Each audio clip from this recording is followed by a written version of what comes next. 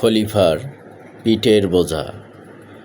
ইসলামের দ্বিতীয় খলিফা হযরত আবু বকর রাদিয়াল্লাহু তাআলা আনহু ছিলেন একজন শাসক, যিনি রাতের আঁধারে ছদ্মবেশে মদিনার অলিতে গলিতে ঘুরে বেড়াতেন মানুষের অবস্থা দেখার জন্য। কোনো প্রজা না খেয়ে আছে কিনা তা ছিল তার বড় দুশ্চিন্তা। এক রাতে তিনি তার সহযোগী আসলামকে নিয়ে ঘুরতে বের হলেন।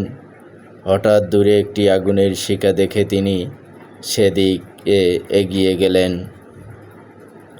গিয়ে দেখলেন এক নারী উনুনে হাঁড়ি চড়িয়ে বসে আছেন, আর পাশে তার ছোট ছোট শিশুরা চিৎকার করে কাঁদছে। উমর রাদিয়াল্লাহু তাআলা আনহু এগিয়ে গিয়ে সালাম দিলেন এবং জিজ্ঞেস করলেন, আপনারা এখানে কেন বসে আছেন, আর বাচ্চারা কাঁদছে কেন? মহিলা উত্তর দিলেন, ওরা ক্ষুধার জ্বালায় কাঁদছে। উমর রাদিয়াল্লাহু তাআলা আনহু অবাক হয়ে উনুনের দিকে তাকিয়ে বললেন, হাঁড়িতে তো কিছু ফুটছে, তাহলে ওদের খেতে দিচ্ছেন না কেন? মহিলা দীর্ঘশ্বাস ফেলে বললেন, হাঁড়িতে খাবার নেই, শুধু কিছু পাথর আর পানি ফুটছে। আমি ওদের ভুলিয়ে রাখছি এই বলে যে খাবার হচ্ছে, যেন ওরা ক্লান্ত হয়ে একসময় ঘুমিয়ে পড়ে, আর আমাদের খলিফা উমর রাদিয়াল্লাহু তাআলা আনহু কে আল্লাহ তার বিচার করবেন, যিনি আমাদের খবরও রাখেন না। এ কথা শুনে খলিফার বুক কেঁপে উঠল। তিনি তৎক্ষণাৎ বাইতুল মালের সরকারি কোষাগার ফিরে গেলেন এবং নিজের কাঁধে এক বস্তা আটা ও তেলের পাত্র তুলে নিলেন।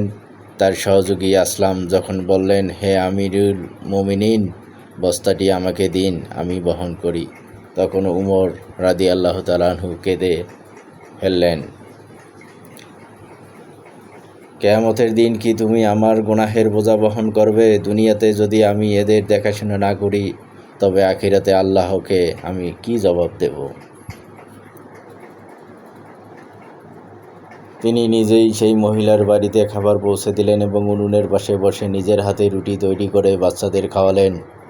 যাওয়ার সময় তিনি মহিলার কাছে ক্ষমা চাইলেন এবং তাকে বাইতুল মাল থেকে নিয়মিত সাহায্যের ব্যবস্থা করে দিলেন। ক্ষমতার চেয়ার মানে বিলাসিতা নয়, বরং মানুষের সেবা ও জবাবদিহিতা। একজন রাষ্ট্রপ্রধান হয়েও তিনি নিজের কাঁধে খাবার বহন করতে দ্বিধা করেননি।